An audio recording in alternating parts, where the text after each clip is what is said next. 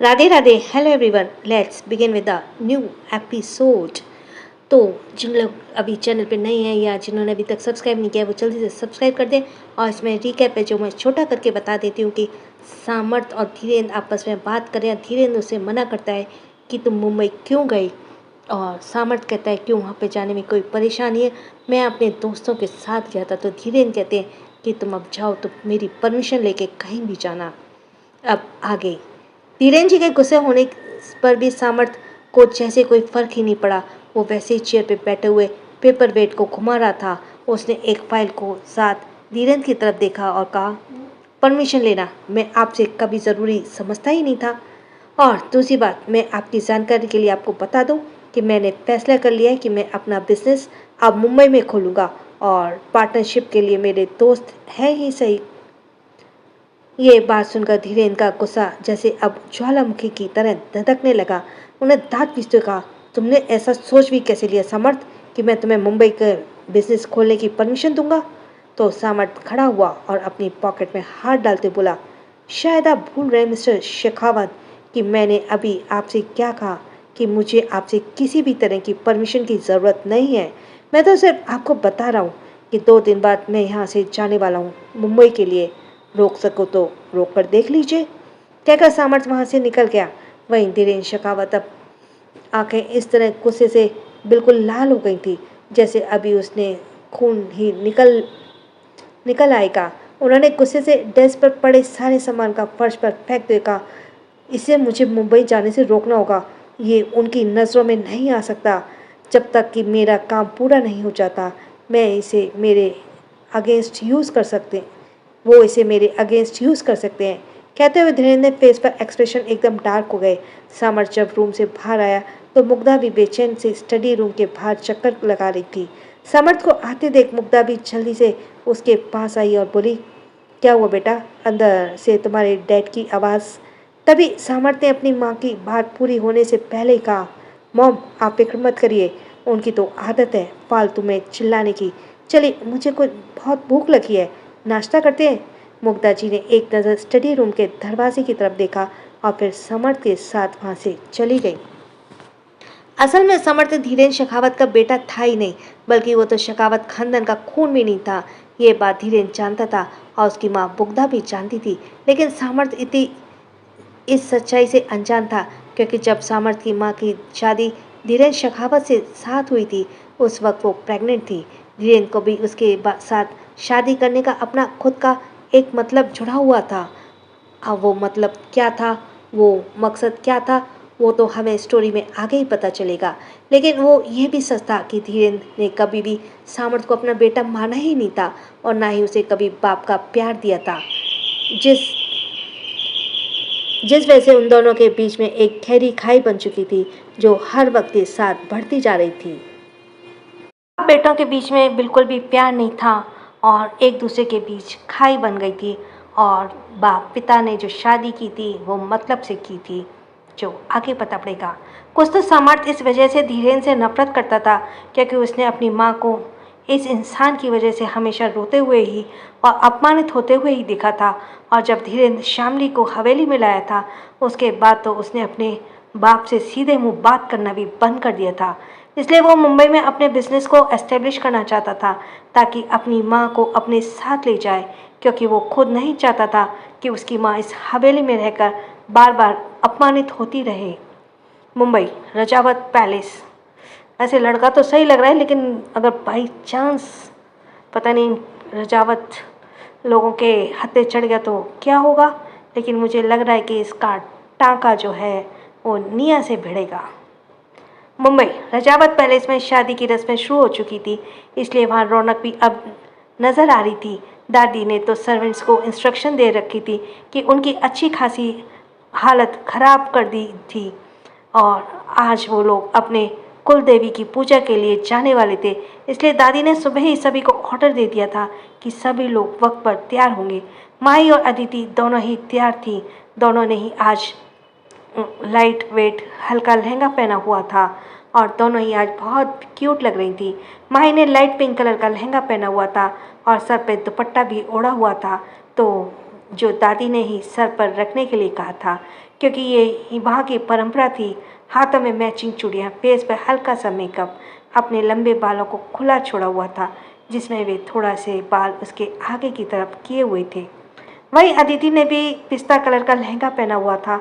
उसके अपने लंबे बालों को ढीली सी चोटी में की हुई थी और चेहरे पर बिल्कुल भी लाइट मेकअप किया हुआ था। हाथों में मैचिंग चूड़ियाँ और लाइट वेट ज्वेलरी। निया तो अपनी दोनों भाभियों को देखकर बड़ी खुश हो रही थी और बार बार वो माही को तंग कर रही थी। थोड़ी देर बाद दादी ने सुगंधा जी से कहा, सुगंधा, सारी तैयारियां हो गई है, पर हमारे दोनों सपूत कहाँ हैं? नजर नहीं आ रहे। सुगंधा जी ने कुछ कहने ही वाली थी कि तभी उनकी नज़र सीढ़ियों पर गई, जहाँ पर रणवीर और आदित्य दोनों ही फॉर्मल कपड़े पहने हुए नीचे आ रहे थे। सुगंधा जी ने हैरानी से कहा, तुम लोग कहाँ चले? तुम्हें याद है ना कि आज तुम्हें हमारे साथ पूजा के लिए जाना है? रणवीर ने आदित्य की तरफ देखा और कहा, चाची जी, पर हमें पूजा करने की क्या ज़रूरत है? ये तो लड़कियों के काम है ना। तो दादी ने अपना माथा पीटते हुए कहा, रणवीर बेटा, ये कुल देवी की पूजा है और तुम्हें भी इसमें शामिल होना ज़रूरी है। आदित्य ने कहा, दादी, हमें ज़रूरी मीटिंग के लिए जाना है और हमारे बगैर भी तो ये पूजा हो सकती है ना। तो इस पर दादी ने उन्हें डांटते हुए कहा, शादी तुम दोनों को ही हो रही है ना, या फिर मेरी? चुपचाप जाओ और चेंज करके आओ। तुम्हें जो मीटिंग अटेंड करनी है बाद में भी कर सकते हो। रणवीर ने फिर एक बार फिर से कुछ कहना ही चाहा तो दादी ने उसे घूर कर देखा, जैसे आंखों से ही उसे वार्न कर रही हो। रणवीर समझ गया कि दादी उनकी एक बात भी नहीं मानने वाली, इसलिए अब उन्होंने उनकी बात मानना ही सही समझा और चेंज करने के लिए वापस सीढ़ियों के ऊपर जाने लगे। वहीं माही को तो बड़ा मज़ा आ रहा था रणवीर को दादी से डांट खाते देखकर। वो मन ही मन बोली, कुछ भी कहो, पर इस हवेली को तो दादी ही कंट्रोल कर सकती हैं। इस डेविल को दादी ही कंट्रोल कर सकते हैं। ये सोचते ही माही बहुत खुश हो रही थी। लेकिन रणवीर जो वापस सीढ़ियों पर जाने के लिए पलटा, उसने माही के फेस के एक्सप्रेशन से समझ गया कि वो क्या सोच रही है।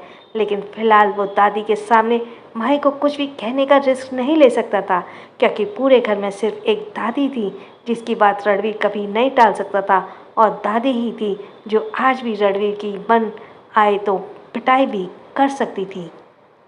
कुछ ही देर में वो लोग रेडी होकर नीचे आ गए, जहाँ आदित्य ने अदिति की मैचिंग करता हुआ ही पिस्ता कलर का कुर्ता और वाइट पजामा पहना था। वहीं रणवीर ने लाइट पीच कलर का कुर्ता और वाइट पजामा पहना हुआ था। दोनों ही रजावत ब्रदर्स इस लुक में काफ़ी अच्छे नज़र आ रहे थे। रणवीर अपनी स्लीव्स फोल्ड करते हुए नीचे आकर बोला, ओके, अब मैं रेडी हो गया हूँ, पर दादी, मैं ज़्यादा देर तक वहाँ नहीं रुकूंगा। जैसी पूजा खत्म होगी मैं जल्दी वहाँ से निकल जाऊँगा। आदित्य ने भी रणवीर की बात का समर्थन करते हुए कहा, दादी, मीटिंग बहुत ज़रूरी है, हम इसे आज पोस्टपोन नहीं कर सकते। दादी ने कहा, ठीक है, तो मैं जल्दी फ्री कर दूंगी, अब चलो। तभी दादी ने सुगंधा से कहा, सुगंधा, ये अभिराज कहाँ रह गए? क्या वो पूजा के लिए नहीं आने वाले? सुगंधा जी ने कहा, अरे माँ जी, वो तो कब से बाहर गाड़ी में वेट कर रहे हैं। दादी ने कहा, हाँ चलो, देर मत करो। फिर सभी लोग दादी के साथ मंदिर के लिए निकल गए। माही निया के साथ रणवीर की गाड़ी में ही बैठी हुई थी, लेकिन बैक सीट पर वहीं रणवीर गाड़ी ड्राइव कर रहा था और उसके बगल में ही दादाजी बैठे हुए थे। पहले तो दादाजी का विचार साथ में जाने का नहीं था, लेकिन दादी की जिद पर वो भी साथ में जाने को तैयार हो गए। अपने मिरर की को रणवीर ने इस तरह एडजस्ट किया था कि उसे पीछे बैठे माही बिल्कुल साफ नजर आ रही थी। माही का ध्यान रणवीर की तरफ पर बिल्कुल भी नहीं था। वो तो मुस्कुराए हुए निया से ही बातें की जा रही थी। कभी वो निया के अपनी चुड़ियाँ दिखा रही थी तो कभी अपनी ज्वेलरी। माही आज इस तरह से रेडी होकर बहुत खुश हो रही थी। खैर, अपनी शादी की एक्साइटमेंट किसी लड़के को नहीं होती, वही एक्साइटमेंट माही के चेहरे पे भी नजर आ रही थी। रणवीर ने आज माही को और दिनों से और भी ज़्यादा प्यारी और क्यूट लग रही थी, इसलिए वो चाहकर भी उस पर से अपनी नज़र नहीं हटा पा रहा था। माई की हर हरकत को वो बड़े ही गौर से नोटिस कर रहा था। उसके चेहरे पर आ रहे बालों को बार बार अपने कान के पीछे करना, निया की बात पर खिलखिलाकर हंसना और कभी कभी बीच में विंडो से बाहर की तरफ भी देखना। दादाजी काफ़ी देर से नोटिस कर रहे थे कि रणवीर सामने की तरफ कम और रियर व्यू मिरर की पर ज़्यादा ध्यान दे रहा है। उन्होंने अपना गला साफ करते हुए कहा, रणवीर, सामने देखकर गाड़ी चलाओ, ये क्या बार बार तुम पीछे देख रहे हो? दादाजी की बात सुनकर माही की नजरें भी आगे की तरफ रियर व्यू पर गईं और रणवीर से नजर मिलते ही माही ने जल्दी से शर्मा कर अपनी नजर दूसरी तरफ कर ली। अब माही को समझ आ गया कि रणवीर काफी देर से उसे ही देखे जा रहा था। ये बात पता चलते ही माही का तो शर्म से बुरा हाल था। दरअसल वो जानबूझकर रणवीर की तरफ नहीं देख रही थी, क्योंकि कुछ दिनों से वो नोटिस कर रही थी कि रणवीर की नज़रें उसके दिल में एक अलग ही तरह की हलचल पैदा कर देती थी। इसलिए वो जानबूझकर रणवीर को इग्नोर करने की कोशिश कर रही थी। माही को इस तरह से घबराते देखकर रणवीर के फेस पर खुद ब खुद एक छोटी सी स्माइल आ गई। सामने की तरफ देखते हुए गाड़ी ड्राइव करना शुरू कर दिया, लेकिन अभी भी वो रहकर वो माही को देखना नहीं भूला, क्योंकि आज माही लगी गजब रही थी कि रणवीर चाहकर भी उस पर से अपनी नज़र नहीं हटा पा रहा था। वही माही तो इतना अनकंफर्टेबल हो रही थी कि अब वो सिर्फ विंडो से बाहर ही देख रही थी। उसकी अभी हिम्मत नहीं हुई रियर मिरर व्यू में रणवीर की तरफ देखने की। वहीं अदिति का हाल भी कुछ ऐसा ही था। अदिति सुगंधा जी के साथ पीछे की बैक सीट पर बैठी हुई थी। दादी आदित्य के साथ आगे फ्रंट सीट पर बैठी हुई थी। आदित्य का भी ध्यान बार बार पीछे बैठी अदिति पर जा रहा था। अदिति ने अव्यान की अपनी गोद में संभाला लिया और सुगंधा जी मुस्कुराते हुए अव्यान के साथ खेल रही थी और बीच बीच में वो उनसे बातें भी कर रही थी। वहीं आदित्य तो अदिति की खूबसूरती पर जैसे आज फ्लैट ही हो गया था। काफ़ी दिनों बाद अदिति काफ़ी अच्छे से तैयार हुई थी और शायद पहली बार वो अदिति को इस तरह के गेटअप में देख रहा था, वरना अदिति हमेशा ही नॉर्मल कपड़ों में और नॉर्मल सी ही रहती थी। वो कभी कोई मेकअप नहीं करती थी, लेकिन आज अदिति ने हल्का फुल्का मेकअप भी किया हुआ था। पोस्ट प्रेगनेंसी की वजह से अदिति का शरीर पहले से भी थोड़ा भरा हुआ था, जिस वजह से वो और भी ज़्यादा खूबसूरत नज़र आ रही थी। आदित्य को तो मन कर रहा था कि वो अभी जाकर अदिति को अपनी बाहों में भर ले, लेकिन इन सब की मौजूदगी में वो ऐसा करने की सोच भी नहीं सकता था। दादी के डांटने की आवाज़ उसके कानों में आई। आदि, क्या कर रहे हो? मुझे क्या ऊपर पहुंचाने की इरादा है? सामने देखकर गाड़ी क्यों नहीं चला रहे हो?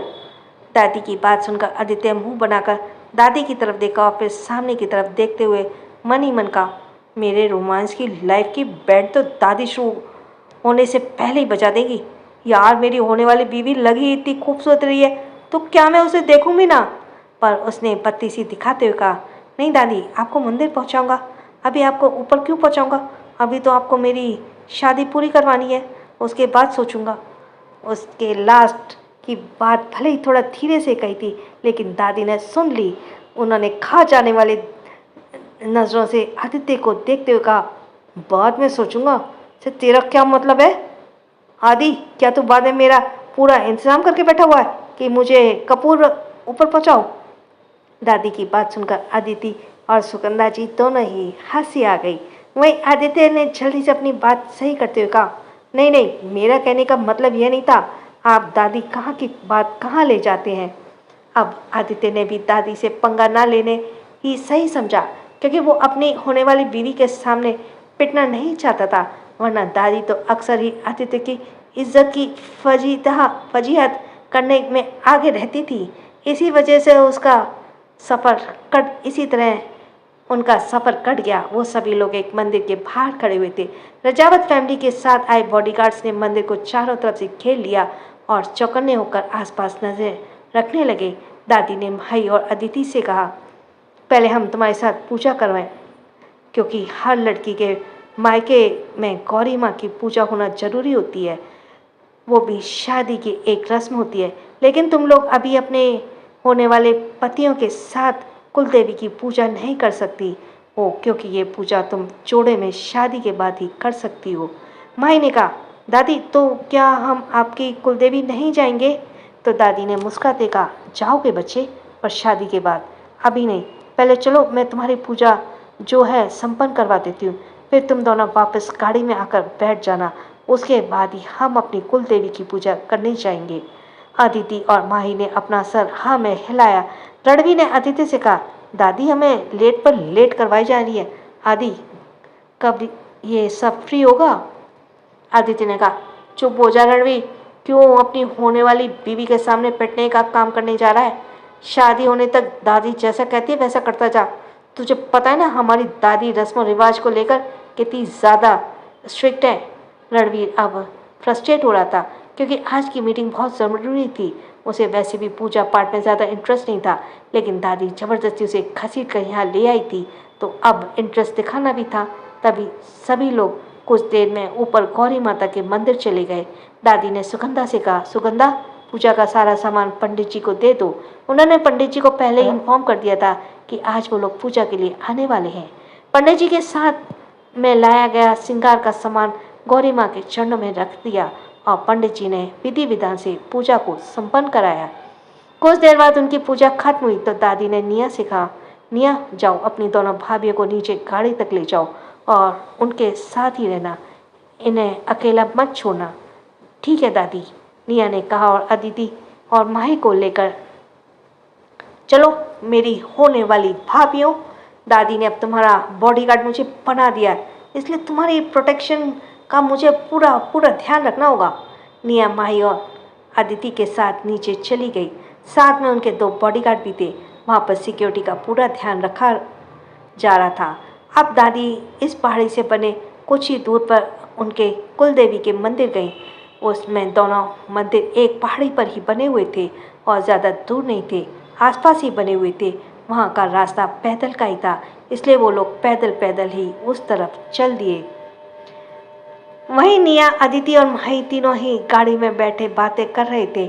माही को तो भूख लगने लगी थी, इसलिए उसने स्नैक्स का पैकेट खोलकर स्नैक्स खाना शुरू कर दिया। निया ने अदिति से कहा, अब मुझे समझ नहीं आ रहा मैं तुम्हें भाभी कहूँ या दीदी कहूँ।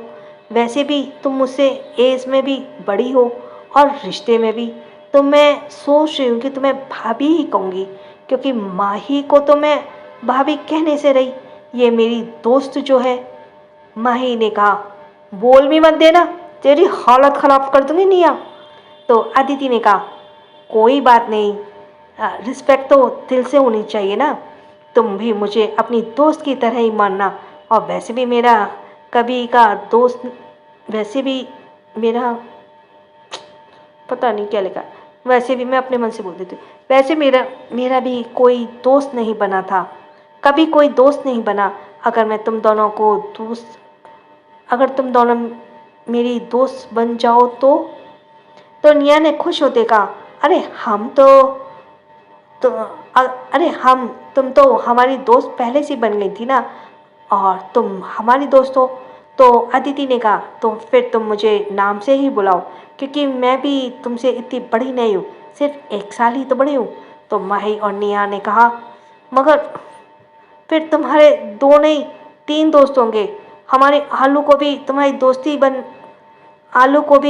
दोस्ती बनेगी ना, फिर आलू भी तुम्हारी दोस्त बनेगी ना।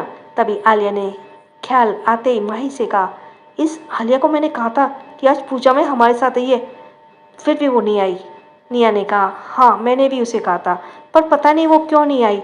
एक बार वह पूजा हो जाए फिर एक काम करूँगी, उसके घर जाकर अच्छे से क्लास लूँगी। आजकल वो हमसे बहुत कम बात करती है। माही ने कहा, हाँ यार, एक काम करते हैं ना, उसे यहीं बुला लेते हैं, वो शादी तक हमारे साथ ही रह जाएगी। निया ने कहा, ये आइडिया तो बहुत अच्छा है। हमारी इतनी अच्छी दोस्त अगर शादी में हमारे साथ नहीं रहोगी तो फिर कब होगी। और मैं उस अखिल को भी फ़ोन करके बुला लूँगी, कितना मज़ा आएगा ना। फिर हम सभी दोस्त मिलकर इस शादी को एंजॉय करेंगे। वहीं माही और निया अदिति के साथ मिलकर अपनी शादी की सारी प्लानिंग तैयार कर रहे थे, तो कुछ ही दूर में बाकी के सभी लोग भी वापस लौट आए थे। इस बार रणवीर ने माही को अपने साथ आगे फ्रंट सीट पर बैठने के लिए कहा। दरअसल आदित्य और रणवीर दोनों ने ही पहले ही प्लानिंग कर ली थी कि वो अपनी होने वाली बीवियों को अपने साथ फ्रंट सीट पर ही बैठाएंगे, इसलिए उन्होंने पहले ही फ़ोन करके बाकी की और गाड़ियाँ भी मंगवा ली थी। अब आदित्य के बगल में बैठी हुई थी अदिति उसकी गाड़ी में, और माही रणवीर के साथ बैठी हुई थी। बाकी के सभी लोग अपनी अपनी गाड़ियों से आ रहे थे। रणवीर जो सामने की तरफ देखते हुए गाड़ी ड्राइव कर रहा था, उसने तिरछी नज़र से माही की तरफ देखा तो अपने हाथों में पहनी हुई चूड़ियों से खेल रही थी। रणवीर ने गियर चेंज करते हुए कहा, क्या तुम्हें चूड़ियाँ पहनना बहुत पसंद है माही? माही ने मुस्कुराते हुए रणवीर की तरफ देखा और एक्साइटमेंट के साथ कहा, हाँ मुझे चूड़ियाँ पहनना बहुत पसंद है और जब उनकी खनखनाट की आवाज़ आती है ना तो मुझे बहुत अच्छी लगती है।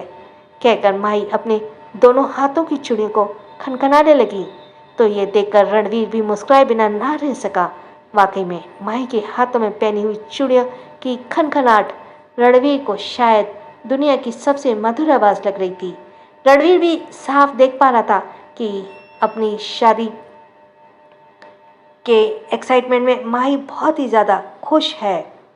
वो कुछ दिनों में देन भी इतना तो समझ गया था कि माही बहुत ही ज़्यादा इनोसेंट है, बिल्कुल एक ज़िंदगी से भरपूर लड़की जो खुश रहना जानती है और अपनी छोटी छोटी चीज़ों में खुशी ढूंढ लेती है। रणवीर ने दोबारा कहा, वैसे मुझे दिख रहा है कि तुम इस शादी से बहुत खुश हो। रणवीर की बात सुनकर माही ने कन्फ्यूजन में उसकी तरफ देखते हुए कहा, हाँ तो मैं खुश नहीं होंगी क्या? मेरी शादी हो रही है। कौन सा लोग 10-10 बार शादी करते हैं, एक ही बार तो करते हैं। मैं तो अपने सारे शौक पूरे करूँगी और खूब सारा डांस भी करूँगी। रणवीर ने कहा, तो इसका मतलब तुम्हें डांस करना बहुत पसंद है? माही ने चहकते हुए कहा, अरे बहुत पसंद है। पता है निया और मैं कई बार अपनी कॉलेज और स्कूल के डांस कंपटीशन में हिस्सा भी ले चुके हैं और फर्स्ट प्राइज भी हमेशा ही मैं जीती थी। पूरे कॉलेज में मेरे मुकाबले डांस कोई भी नहीं कर सकता था। अब तो माही पूरे रास्ते रणवीर को अपनी उपलब्धियां गिना रही थी। रणवीर ने माही की पूरी तरह से जानने की क्यूरियोसिटी में उसकी सारी बातें सुन रहा था, क्योंकि आज पहली बार माही रणवीर के सामने खुलकर अपने बारे में उसे बता रही थी। इसी तरह से घर आ चुका था रणवीर। आदित्य घर वालों को रजावत पैलेस छोड़कर वहीं से मीटिंग के लिए निकल चुके थे और जाने से पहले वो चेंज भी कर चुके थे। राजवीर का मेंशन। राजवीर डाइनिंग टेबल पर बैठे हुए ब्रेकफास्ट कर रहा था और बीच बीच में उसकी नज़र बार बार आलिया पर जा रही थी, जो चुपचाप अपना नाश्ता कर रही थी। यह कह सकते हैं कि नाश्ता करने की एक्टिंग कर रही थी, क्योंकि उसे देखकर साफ लग रहा था कि उसका दिमाग इस वक्त कहीं और खोया हुआ है। जब से आलिया राजवीर के साथ वापस मेंशन लौटी थी, तब से वो काफ़ी ज़्यादा चुप थी। उसने राजवीर से कोई भी बात नहीं की थी। राजवीर ने उसे कुछ वक्त दिया था, क्योंकि वो तसल्ली से आलिया से बात करना चाहता था। तभी एक साथ दोनों का फ़ोन रिंग करने लगा। आलिया और राजवीर दोनों ने अपने अपने फ़ोन की तरफ देखा और फिर एक दूसरे की तरफ। राजवीर ने फ़ोन उठाया और थोड़ी दूरी पर जाकर बात करने लगा। वह आलिया ने भी फ़ोन पिक करके कान पर लगा लिया। वो सामने से भाई की थोड़ी नाराज़गी भरी आवाज़ आई, आलू कहाँ है तू? तेरी शादी क्या हुई? तू तो हमें भूल ही गई। क्या तुझे हमारी बिल्कुल याद नहीं आती? आलिया ने कहना चाहा, माही वो मैं बस। तभी माही ने उसे टोकते हुए कहा, बस भी कर आलू, ये तो मैं क्या लगा रखा है। अब चुपचाप अपना सामान पैक कर और रजावत पैलेस आ जा। मेरी शादी की रस्में शुरू हो गई हैं और मैं चाहती हूँ कि मेरी आलू मेरी सारी रस्मों में मेरे साथ रहे। आलिया ने कहा, ठीक है मैं राजवीर से पूछकर बताती हूँ, पता नहीं वो मुझे। तभी माही ने कहा, अरे वो ऐसे कैसे मना कर देगा? ला मेरी उनसे बात करवा, मैं उन्हें बताती हूँ कि चुपचाप मेरी आलू को रजावत पैलेस भेज दे। आलिया ने कहा, अरे माही मैं बात कर लूँगी, तो चिंता मत कर, मैं कोशिश करती हूँ। माही ने उसे लगभग ऑर्डर देती हुई कहा, कोशिश नहीं, मुझे रिजल्ट चाहिए। चुपचाप रजावत पैलेस आ जाओ, वरना मैं खुद तुम्हें वहाँ लेने आ रही हूँ। कहकर माही ने अब आलिया का बिना कुछ कहने का मौका दिए ही फ़ोन डिस्कनेक्ट कर दिया। आलिया ने अपने फ़ोन की तरफ देखा और फिर राजवीर की तरफ, जो कुछ ही दूरी पर किसी से बात कर रहा था। बात करते वो अपने फोरहेड को भी रब कर रहा था। आलिया ने अब खुद से ही कहा, पता नहीं ये मुझे जाने भी देंगे या नहीं। क्या एक बार बात करके देखूं? आखिर माही मेरी दोस्त है और मैं उसकी शादी में शामिल नहीं होंगी तो उसे बुरा लगेगा ना। उसने सही तो कहा है, उसकी सारी शादी की रस्में में मुझे उसके साथ होना चाहिए। अभी राजवीर ने अपना फ़ोन डिस्कनेक्ट कर आलिया की तरफ जैसे ही देखा तो आलिया ने जल्दी से अपनी नज़रें दूसरी तरफ फेर ली। राजवीर आलिया की तरफ आया और वो कुछ कहने ही वाला था कि तभी आलिया जल्दी से खड़े होते बोली, वो माई का फ़ोन था। उसने कहा है कि मुझे उसकी शादी के लिए रजावत पैलेस में जाकर रहना चाहिए और वो मेरी बहुत अच्छी दोस्त है और मुझे लगता है कि मुझे वहाँ जाना भी चाहिए, क्योंकि अगर उसकी शादी में हम उसके दोस्त उसके साथ नहीं होंगे तो ये अच्छा नहीं लगेगा ना। राजवीर ने बिना किसी भाव के उसे देखा और कहा, रेडी होकर बाहर आ जाओ, मैं तुम्हें वेट कर रहा हूँ। आलिया ने कंफ्यूज से देखते हुए कहा, बाहर पर क्यों? राजवीर ने कहा, शादी है ना, तो क्या तुम्हें नहीं लगता है कि तुम्हें उसके लिए शॉपिंग करनी चाहिए? राजवीर की बात सुनकर आलिया हैरान रह गई। इसका मतलब उन्होंने मुझे परमिशन दे दी, वो भी इतनी आसानी से? आलिया अपनी बात सोच ही रही थी कि तब राजवीर मेन एंट्रेंस के बाहर चला गया। आलिया ने जल्दी से खुश होते कहा, मैं माही को मैसेज कर देती हूँ कि मैं रजावत पैलेस में रहने आ रही हूँ। आलिया के फेस पे अब खुशी वाली चमक नजर आ रही थी, क्योंकि इतने दिनों की स्ट्रेस के बाद आखिरकार उसे अपने दोस्तों के साथ रहने का मौका मिल रहा था। आलिया जल्दी से जाकर अपने रूम में रेडी होने लगी और बीच में उसने माही को मैसेज करके बता दिया कि वो रजावत पैलेस आने वाली है। आलिया जब रेडी होकर बाहर आई, उस वक्त राजवीर स्टीयरिंग व्हील पर उंगलियों को टैप करते हुए उसी का ही वेट कर रहा था। राजवीर ने इस वक्त सनग्लासेस लगाए हुए थे और वो सामने की तरफ देख रहा था। आलिया जाकर जल्दी से फ्रंट सीट पर बैठ गई और अपनी सीट बेल्ट लगाते बोली, मुझे ज़्यादा शॉपिंग नहीं करनी, बस थोड़ी बहुत, बाकी कपड़े हैं मेरे पास। राजवीर ने आलिया की तरफ देखते और कहा, कपड़े? जानता हूँ कैसे कपड़े तुम्हारे पास। मैंने तुम्हारे लिए इतनी सारी ड्रेस लेकर रखी हुई है और तुम उन्हें क्यों नहीं पहनती हो? दरअसल आलिया ने इस बार भी सिंपल से ही कपड़े पहने हुए थे, जो अपने सामान के साथ राजवीर के मेंशन लेकर आई थी। दरअसल आलिया राजवीर की दी हुई किसी भी चीज़ पर अपना हक नहीं समझती थी और उसने देखा था कि राजवीर ने जो भी ड्रेस उसके लिए मंगाई थी वो सारी ब्रांडेड और बहुत ही ज़्यादा एक्सपेंसिव थी और आलिया जानती थी कि 6 महीने बातों से राजवीर से अलग होना था, इसलिए वो इन सब की आदत नहीं डालना चाहती थी। आलिया ने अपनी सफाई देते हुए कहा, वो कपड़े बहुत ही ज़्यादा महंगे हैं, ख़राब हो जाएंगे ना, इसलिए मैं नहीं पहना। राजवीर ने अपनी गॉगल्स उतारते हुए उसे अजीब नज़रों से घूरते हुए कहा, कपड़े पहनने के लिए होते हैं या सजा कर रखने के लिए? सजा कर रखने के लिए नहीं होते आलिया, तुम्हारा क्या मतलब है ख़राब हो जाएंगे और आ जाएंगे? तुम्हारे हस्बैंड के पास इतना पैसा है कि तुम्हारी ज़रूरतें पूरी कर सकता है। राजवीर ने यह बात इतनी हक से कही थी कि आलिया उसे देखते ही रह गई, लेकिन फिर उसने अपनी नज़र झुकाते हुए कहा, मुझे इन सब की आदत नहीं डालनी है राजवीर जी, क्योंकि कुछ महीने बाद तो वैसे भी। तभी राजवीर ने उसकी बात काटते हुए कहा, तब की तब देखी जाएगी आलिया, अभी फ़िलहाल जाओ और जाकर चेंज करके आओ। मैं नहीं चाहता कि तुम इन कपड़ों में मेरे साथ कहीं बाहर जाओ। दरअसल राजवीर ने यह बात आलिया के टीस करने के लिए कही थी। बस वो डायरेक्ट आलिया को ये बात नहीं कहना चाहता था कि वो राजवीर को दी हुई हर चीज़ पर अपना हक जताए, लेकिन आलिया को लगा कि शायद राजवीर को उसके साथ इन कपड़ों में जाने में शर्म आएगी, क्योंकि आलिया ने जो कपड़े पहने हुए थे वो बहुत ही ज़्यादा सस्ते और सिंपल थे। इसलिए उसने चुपचाप गाड़ी का डोर वापस ओपन किया और अंदर चली गई। राजवीर ने गहरी सांस ली और सीट पर अपना सिर टका लिया और आंखें अपनी बंद कर ली। दरअसल राजवीर भी आलिया के साथ रजावत मेंशन जाकर ही रहने वाला था, क्योंकि कुछ देर पहले ही फ़ोन आया था रणवीर का था और रणवीर ने राजवीर को रजावत मेंशन आकर रहने के लिए कहा था। तभी एक बार फिर से गाड़ी का डोर ओपन हुआ, आवाज़ आई। राजवीर ने तिरछी नज़रों से आलिया की तरफ देखा। इस वक्त आलिया ने लाइट आसमानी कलर की अनारकली सूट पहना हुआ था और वो सीट पर बैठे हुए अपने दुपट्टे को ठीक कर रही थी। उसे सूट में देखकर राजवीर उसे देखता ही रह गया। आलिया सूट में बहुत ही ज़्यादा प्यारी लग रही थी। आलिया ने राजवीर की तरफ देखते हुए कहा, अब ठीक है ना, अब चले?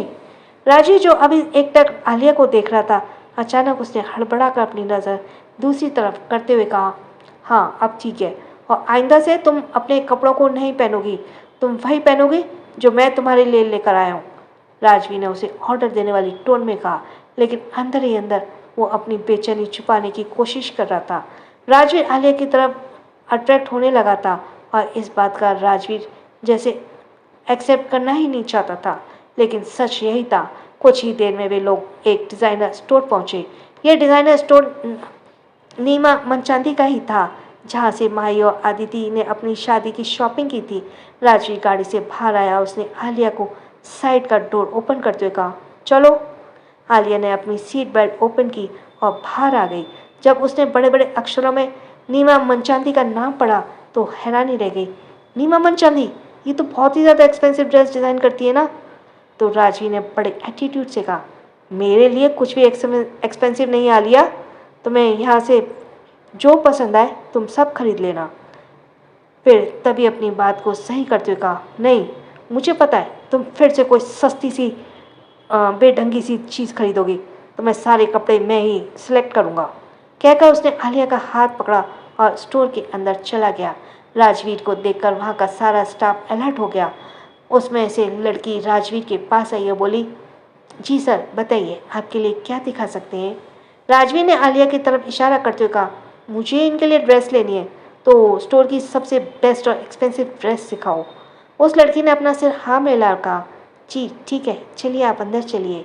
दोनों ही जाकर वहीं रखे बड़े से काउच पर बैठ गए।